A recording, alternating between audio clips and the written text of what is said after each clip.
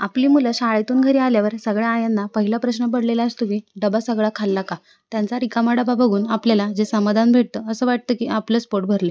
त्यासाठी मी आज मस्त आपल्या सगळ्यांच्या घरात असणारी आणि सगळ्यांना आवडणारी बटाट्याची भाजी केली.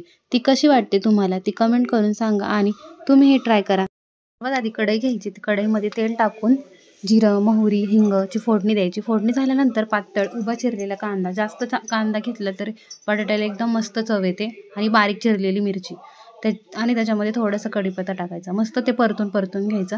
कांदा लाल होईस्तोपर्यंत छान परतवायचा. त्याच्यामध्ये चवीनुसार मीठ टाकायचं.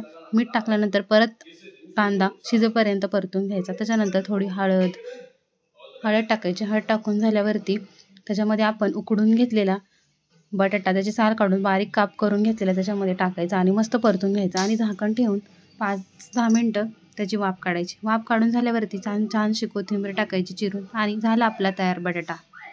एकदम झटपट अशी पटकन तयार होणारी बटाट्याची भाजी तयार आहे. तुम्ही पण ट्राय करून